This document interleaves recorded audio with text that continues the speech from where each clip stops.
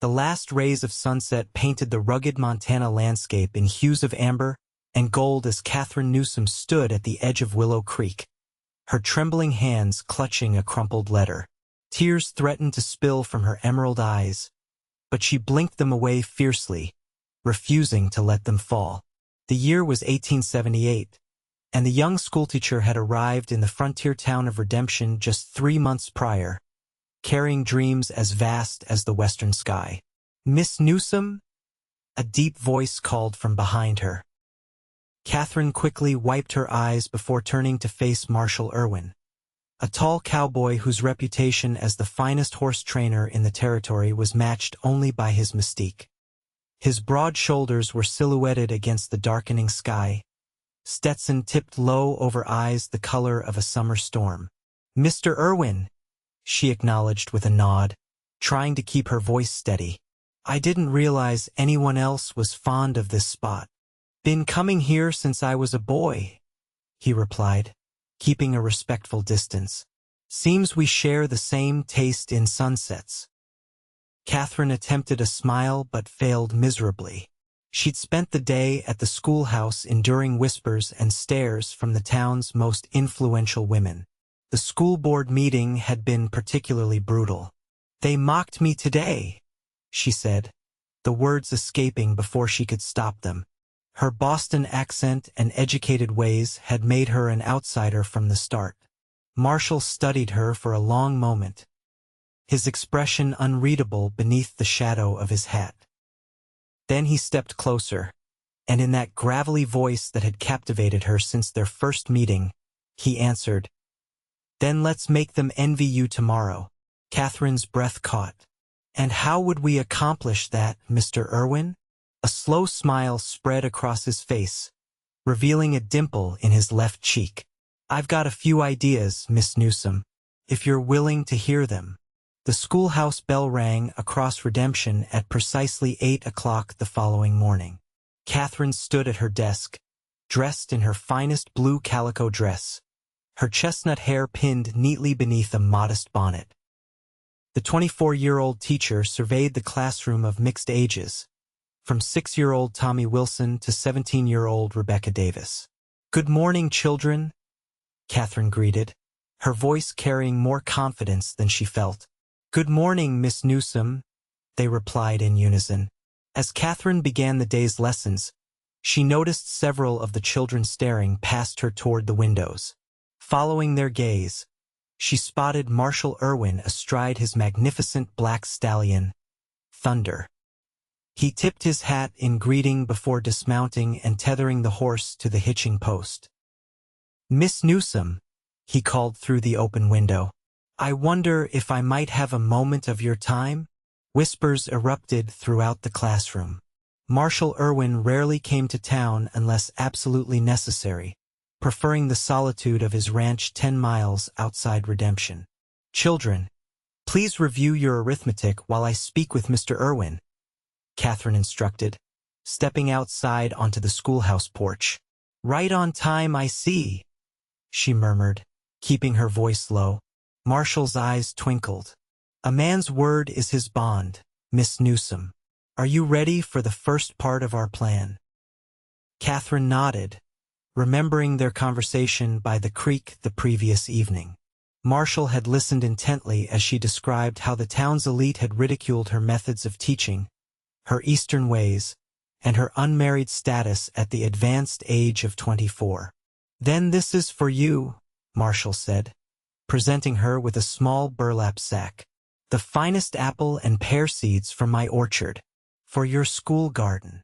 Katherine accepted the gift, aware of the eyes watching from both the schoolhouse and the general store across the street.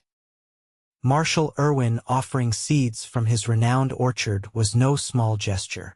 "That's very kind, Mr. Irwin," she said loud enough for anyone nearby to hear. "The children will be thrilled to start a proper garden. Perhaps you might advise us on planting day." "It would be my pleasure," he replied with a slight bow.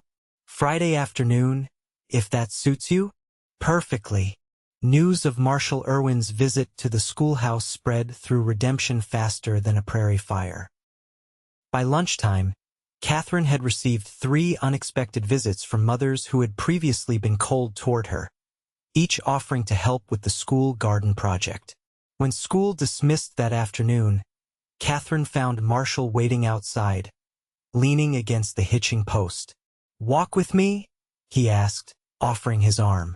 Katherine hesitated, knowing that being seen walking arm in arm with Marshall would set tongues wagging even more.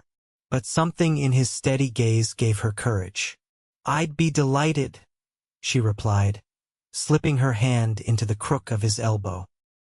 They strolled down Redemption's Main Street, past the general store where Mrs. Holcomb, the owner's wife and leader of yesterday's mockery, stood open-mouthed on the porch. "Good afternoon, Mrs. Holcomb," Katherine called pleasantly. The woman managed a stunned nod in response. "Phase 1 complete," Marshall murmured once they were out of earshot. "They're talking, all right. But why are you doing this?" Katherine asked. "You hardly know me." Marshall's pace slowed as they reached the edge of town. "Maybe I've been watching you since you arrived. Maybe I admire how you've stood your ground despite their cold shoulders. Or maybe," he added with a half-smile, "I just enjoy ruffling Mrs. Holcomb's feathers." Katherine laughed, a genuine sound that surprised even herself. "Well, whatever your reasons, Mr. Irwin, I'm grateful." "Marshall," he corrected. "If we're going to scandalize the town together, we might as well use our given names." "Katherine," she offered in return. "Katherine," he repeated, her name sounding different special in his deep voice. "Ready for Phase 2? Friday arrived with clear skies and warm sunshine, perfect weather for planting. Katherine had arranged for the older students to help the younger ones dig the garden plot behind the schoolhouse. When Marshall arrived at precisely 3 o'clock, riding thunder and leading a wagon filled with gardening tools, rich soil, and seedlings, the children erupted in excited chatter. "Mr. Irwin brought a whole garden," little Tommy exclaimed. Marshall jumped down from his horse and approached Katherine with a respectful nod. "Miss Newsom." "Mr. Irwin," she replied formally, aware of the growing crowd of parents and townspeople who had, coincidentally, appeared to collect their children. For the next 2 hours, Marshall captivated the children with stories of how his father had started the Irwin Orchard 20 years earlier, after coming west following the Civil War. His patient instruction on proper planting techniques had even the most restless boys engaged. Katherine watched in amazement. The 30-year-old cowboy, known for his reclusiveness and gruff manner with most adults, showed a gentle side with her students that few had witnessed. As the afternoon waned, parents who had initially come to observe began to participate, accepting Marshall's guidance on mulching and watering.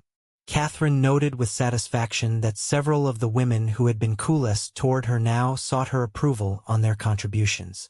When the work was done, Marshall approached Katherine as she thanked the last departing families. "You've created something special here," he said quietly. "Look at what you've accomplished in one afternoon." Katherine gazed at the newly planted garden, surrounded by the small fence the older boys had constructed under Marshall's direction. "We accomplished this," she corrected. "I couldn't have done it without you." "This is just the beginning," Marshall replied. "Sunday's church picnic is Phase 3. The Redemption Community Church stood at the north end of town, its white steeple visible for miles across the prairie. Katherine had attended services faithfully since her arrival, though she usually sat alone in the back pew. This Sunday, however, as she approached the church steps, Marshall appeared beside her. "May I escort you in, Miss Newsom?" he asked loud enough for nearby churchgoers to hear. Whispers immediately rippled through the gathering crowd. Marshall Irwin, who typically arrived late and departed early on the rare Sundays he attended, was offering to sit with the schoolteacher. "Thank you, Mr. Irwin," Katherine replied with a gracious smile. Inside, Marshall led her not to her usual back pew but to a spot midway down the center aisle. As they settled in, Katherine became acutely aware of the stares directed their way, particularly from Beatrice Holcomb and her circle of friends.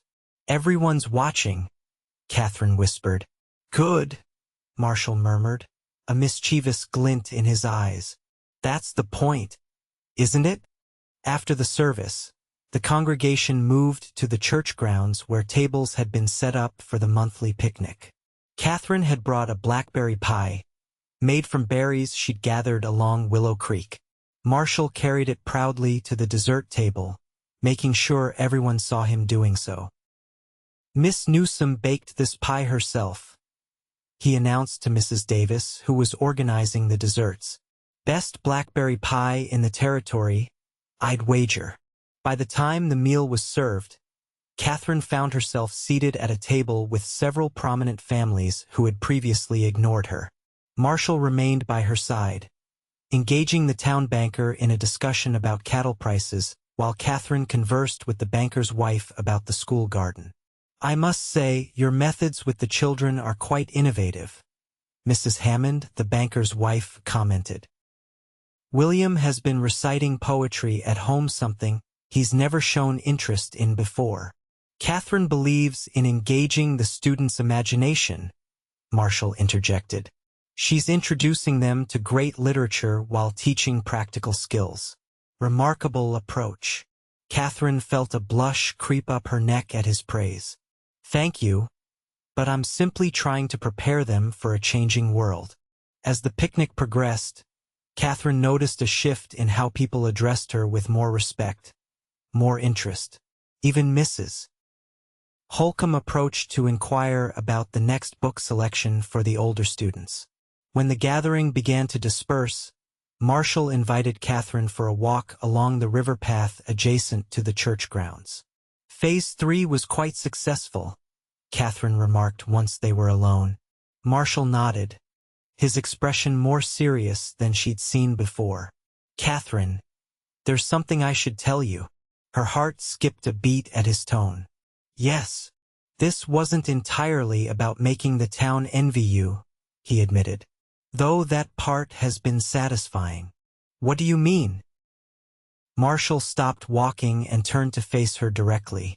"I've admired you from afar since you stepped off that stagecoach in April. Your courage, your determination, your kindness to every child regardless of their circumstances." Katherine stared at him in disbelief. "But you hardly spoke 2 words to me until this week." A rueful smile crossed his face.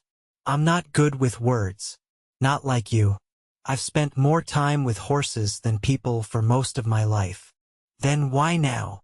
"When I saw you crying by the creek, something broke loose inside me," Marshall explained. "I couldn't stand seeing you hurt by their small-mindedness." Katherine studied his face, searching for any sign of deception, but found only sincerity in his storm-gray eyes. "So what happens after phase 3? She asked softly.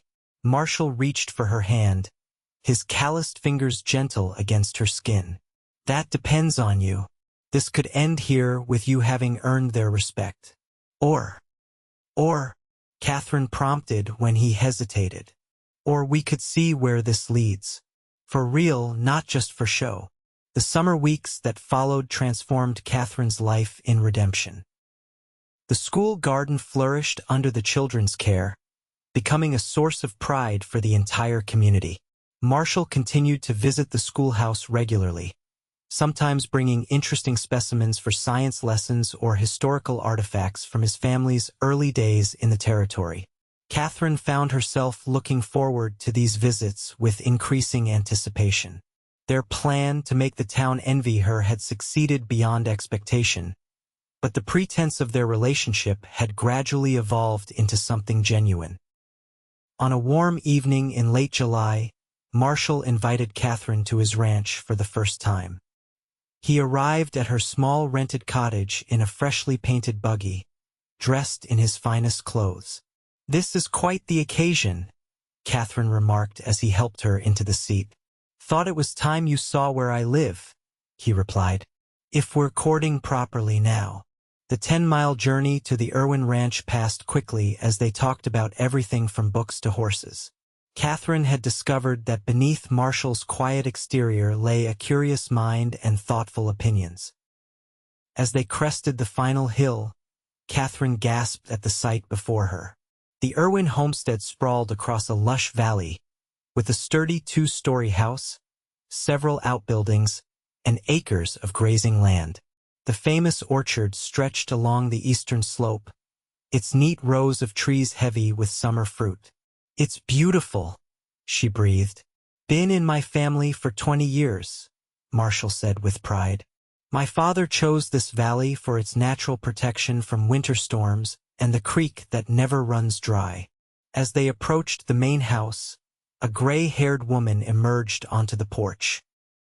"That's Mrs. Landry, my housekeeper since my parents passed," Marshall explained. "She's been pestering me to bring you out here for weeks." The housekeeper welcomed Katherine warmly, ushering them inside to a dining room where the table was set with fine china and fresh wildflowers. "Never seen him clean up so nice," Mrs. Landry whispered to Katherine with a wink. "Not even for the governor's visit last year."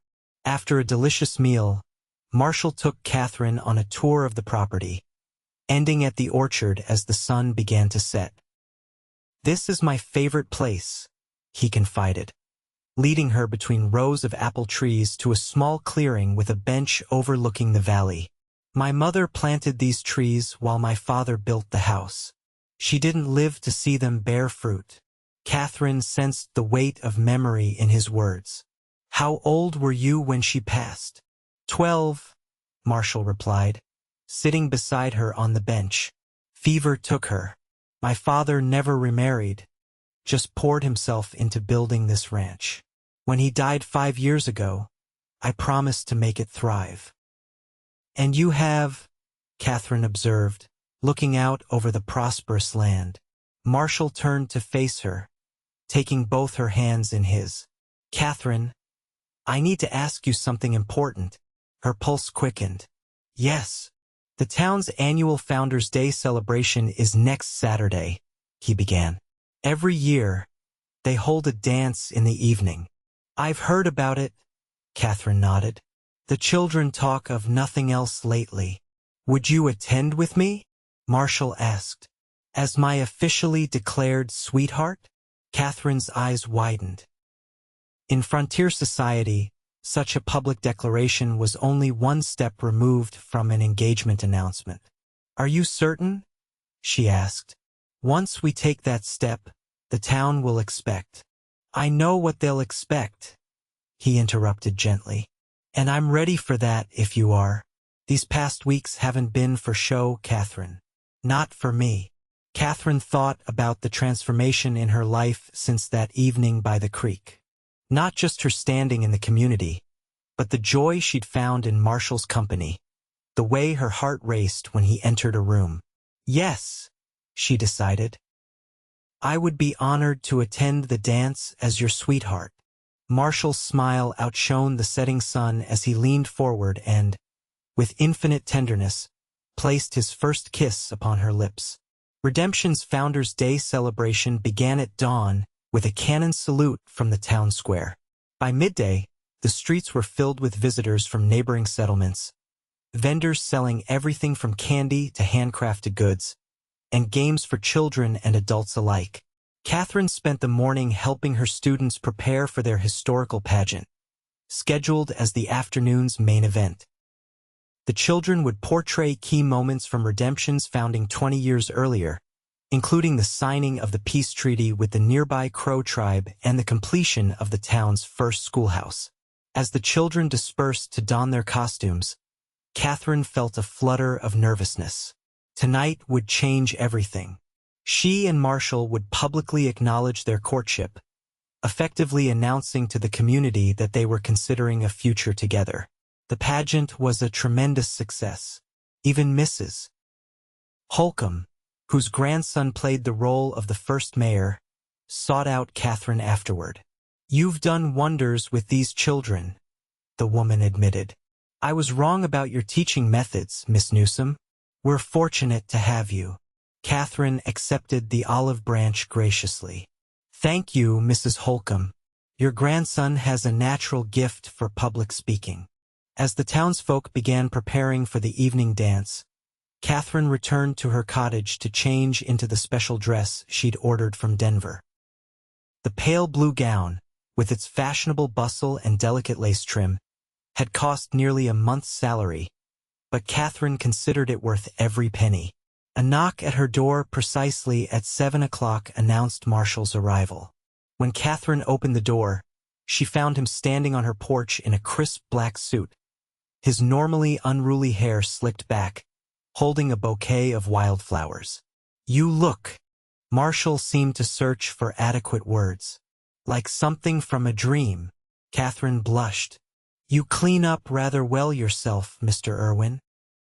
The town hall had been transformed for the dance, with paper lanterns strung from the rafters and every available surface decorated with wildflowers and ribbons. A 5-piece band from Helena played lively tunes as couples twirled across the wooden floor. When Marshall and Katherine entered arm in arm, conversation momentarily halted. Then Mayor Davis approached, his wife beside him. "Marshall, Miss Newsom, splendid to see you both," the mayor boomed. "I hear congratulations might be in order?" Marshall glanced at Katherine, seeking permission. At her slight nod, he smiled. "Miss Newsom has agreed to let me court her properly, Mayor Davis. I consider myself the luckiest man in the territory." Word spread quickly through the hall. Soon, Katherine found herself surrounded by well-wishers, many of the same women who had once whispered behind her back, now eager to claim friendship with the woman who had captured Marshall Irwin's heart. "You've certainly made them envy you now," Marshall murmured as he led her onto the dance floor for a waltz. Katherine laughed. "I'm not sure it matters anymore. Their approval seems less important now." "And what is important?" he asked, drawing her closer than propriety strictly allowed. "This," she answered simply. "You. Us." As the evening progressed, Katherine noticed Marshall growing increasingly distracted. During a break between dances, he led her to a quiet corner. "Would you mind taking a short walk?" he asked. "I need some air." Outside, the late August night was perfect, with stars scattered like diamond dust across the velvet sky. Marshall guided Katherine toward the town square where a large oak tree stood in silent witness to the town's 20-year history. "I've been trying to find the right moment all evening," Marshall said, his voice uncharacteristically nervous. "For what?" Katherine asked, though her racing heart suggested she already knew. Marshall took a deep breath, then lowered himself to one knee before her. From his pocket, he produced a small box. "Katherine Newsom, you arrived in redemption and turned my world upside down," he began. "I thought I was content with my solitary life until I saw you step down from that stagecoach with your chin held high and determination in your eyes." He opened the box to reveal a delicate gold ring with a small sapphire surrounded by tiny diamonds. "This was my mother's. My father said she chose a sapphire because it reminded her of the Montana sky that brought them west." Katherine's eyes filled with tears as Marshall continued. "I'm asking you to choose that same sky, that same life of adventure and challenge. But unlike my parents, who faced the frontier alone until they found each other, I'm asking you to face it with me from the start. Will you marry me, Katherine? Will you make my house a home and help me build something that will last beyond us both?" Katherine's tears spilled over as she nodded. "Yes, Marshall. Yes, I will marry you." He slipped the ring onto her finger, then stood and gathered her in his arms, sealing their promise with a kiss that spoke of all the days to come. The wedding took place in October, when the Irwin orchard was ablaze with autumn colors. The entire town of Redemption turned out for the celebration, held beneath the apple trees Marshall's mother had planted. Katherine wore a gown of ivory satin with sprigs of lavender, her favorite flower woven into her hair. As they exchanged vows before the traveling minister, Katherine reflected on the journey that had brought her to this moment. 6 months ago, she had stood alone by Willow Creek, doubting her decision to come west. Now she stood hand in hand with a man who valued her mind as much as her heart, surrounded by a community that had become her own. "I now pronounce you husband and wife," the minister declared. "You may kiss your bride." Marshall's kiss was tender yet full of promise, drawing cheers from the assembled guests. The celebration lasted well into the evening, with dancing on a wooden floor Marshall's ranch hands had constructed beneath the trees. As twilight descended, lanterns illuminated the orchard, creating a magical glow around the revelers. Near midnight, Katherine and Marshall slipped away to the main house, which had been transformed during the past month. New curtains hung at the windows, comfortable furniture graced the parlor, and bookshelves lined one wall, ready for Katherine's collection. "Welcome home, Mrs. Irwin," Marshall said as he carried her across the threshold. "It's perfect," Katherine whispered, taking in the home they would share. Later, as they stood by their bedroom window looking out at the moonlit valley, Marshall wrapped his arms around Katherine from behind. "Are you happy?" he asked, his breath warm against her ear. Katherine turned in his embrace to face him. "Beyond measure. Who would have thought that one moment of weakness by Willow Creek would lead to this?" "I knew," Marshall replied with certainty. "The moment I said we'd make them envy you, I was already planning how to make you mine."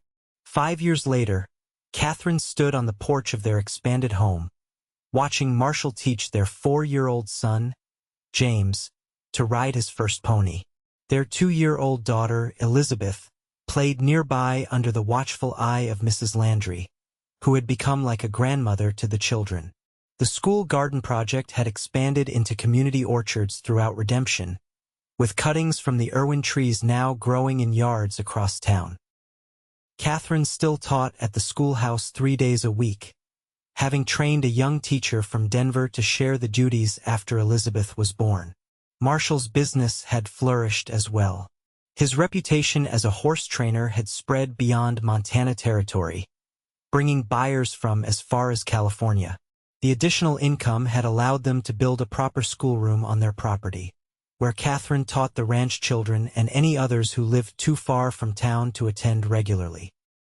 As Marshall helped James dismount and sent the boy running proudly toward his mother, Katherine reflected on the path that had brought them here. From tears beside a creek to a life richer than she could have imagined. Marshall joined her on the porch, wrapping an arm around her waist. "Penny for your thoughts, Mrs. Irwin? I was just remembering," she replied, leaning into him, "how it all began." "Ah," he nodded, understanding immediately. "They mocked you then.